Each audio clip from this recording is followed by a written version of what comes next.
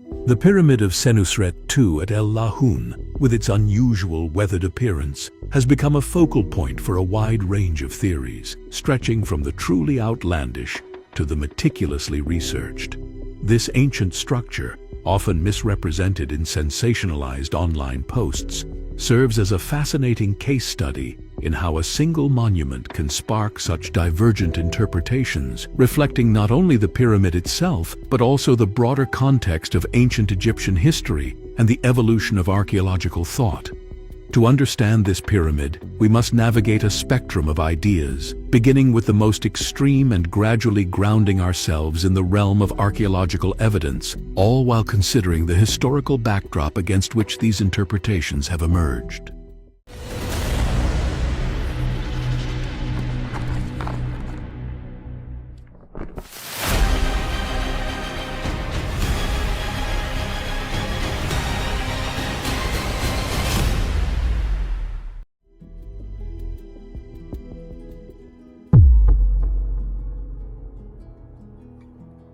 At the most speculative end of the spectrum, we encounter theories that attribute the pyramid's appearance to events far beyond the realm of conventional understanding.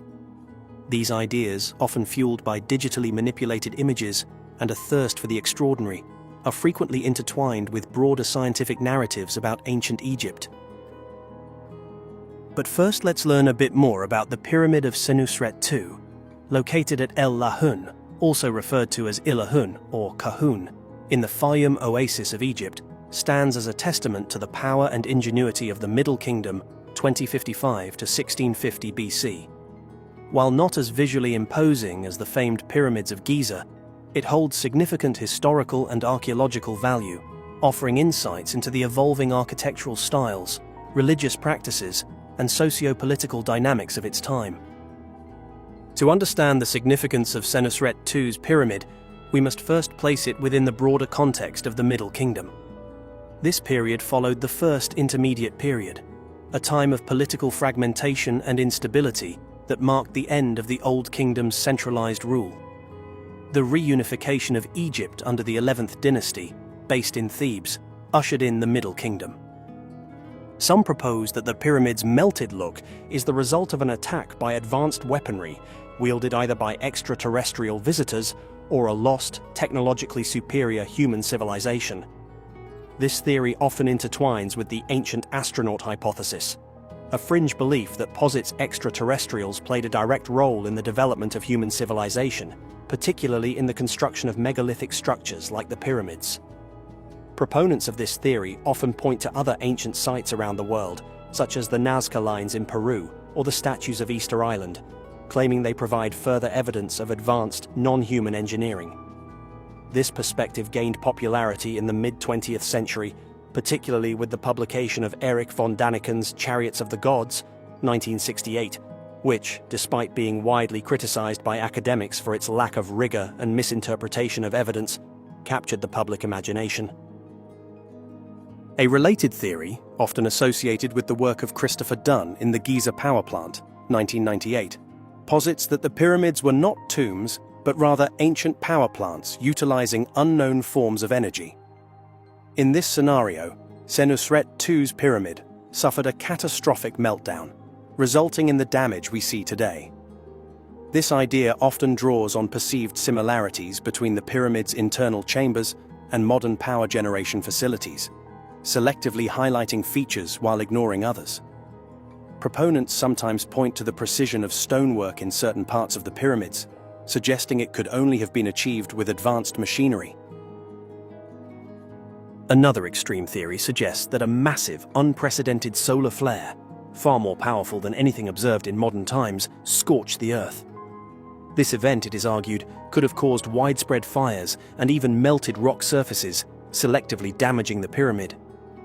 While solar flares are a real phenomenon, and powerful ones can disrupt modern technology, there is no scientific evidence to suggest that a flare of the magnitude required to melt stone has ever occurred in recorded history, let alone one that would selectively target a single pyramid. It's important to understand why these theories hold such appeal. They offer simple, exciting explanations for complex phenomena, tapping into a desire for mystery and a sense of wonder about the past. They also often present themselves as challenging mainstream narratives, appealing to those who are skeptical of established authorities. Moving closer to the realm of possibility, we encounter theories that invoke natural, albeit catastrophic, events to explain the pyramid's appearance. While still speculative, these theories at least operate within the realm of known natural phenomena. A large impact event could theoretically cause significant damage to a structure. The Chicxulub impact, for example, is believed to have caused the extinction of the dinosaurs. However, any impact large enough to affect Senusret II's pyramid would have left unmistakable geological evidence: a substantial crater, an ejector field containing material from the impact, and potentially even evidence of tsunamis or widespread fires if the impact occurred near a body of water. The absence of any such geological markers in the vicinity of El Lahun, or indeed anywhere in Egypt dating to the relevant period, casts serious doubt on this theory. While earthquakes and floods were known occurrences in ancient Egypt and are documented in texts like the Ipuwer papyrus, dating to the late Middle Kingdom or Second Intermediate period, which describes a period of social upheaval and possibly natural disasters, there's no evidence of a natural disaster of sufficient magnitude to selectively damage the pyramid's core while leaving its overall structure relatively intact. Furthermore, geological records in the region do not support the occurrence of such a catastrophic event during the relevant time period. The Nile's regular flooding, while crucial to Egyptian agriculture, was generally predictable and controlled through irrigation systems, not a source of catastrophic destruction to well-established structures. As we move further along the spectrum, we finally arrive at the explanations grounded in archaeological evidence and historical context. This is where the true story of Senusret II's pyramid begins to unfold, revealing a narrative deeply intertwined with the political and economic realities of the Middle Kingdom. Senusret II's reign, 1897 to 1878 BC, fell within the 12th dynasty, a period of renewed stability and prosperity following the political fragmentation of the First Intermediate period. This era saw a resurgence of royal power, marked by ambitious building projects, the expansion of trade, and significant advancements in art and literature. The construction of pyramids, a tradition that had waned after the Old Kingdom, was revived, albeit with some modifications. Unlike the solid limestone pyramids of the Old Kingdom, such as those at Giza, Senusret II's pyramid employed a core of mud bricks. This was not a sign of technological decline, but rather a pragmatic adaptation to the available resources and economic realities of the time. Mud brick, a readily available material made from Nile earth and chopped straw, as described by 19th century Egyptologist John Shea Perring, was a cost-effective filler. This core was ingeniously built upon a natural limestone mound, further reinforced by a network of large limestone cross walls radiating outwards, providing structural integrity while minimizing the need for expensive quarried stone. This mud brick core was never intended to be visible. The entire pyramid was originally encased in fine Tura limestone, presenting a smooth, gleaming surface that would have rivaled the grandeur of its Old Kingdom predecessors. This casing served not only an aesthetic purpose, but also a symbolic one, projecting the image of a powerful and stable reign, a key concern for rulers of the Middle Kingdom seeking to reassert royal authority after a period of instability. In the 19th dynasty, some 600 years after Senusret II's reign, Ramesses the Great, a pharaoh known for his extensive building program and penchant for repurposing older monuments, as evidenced by his additions to the temples at Karnak and Luxor, stripped the pyramid of its valuable limestone casing. This act, meticulously documented by Flinders Petrie in his excavations at El Lahun, was not an act of vandalism, but rather a practical decision driven by the need for readily available building materials for Ramesses' own ambitious projects. Over the next 3,000 years, the exposed mud bricks were subjected to the relentless forces of nature.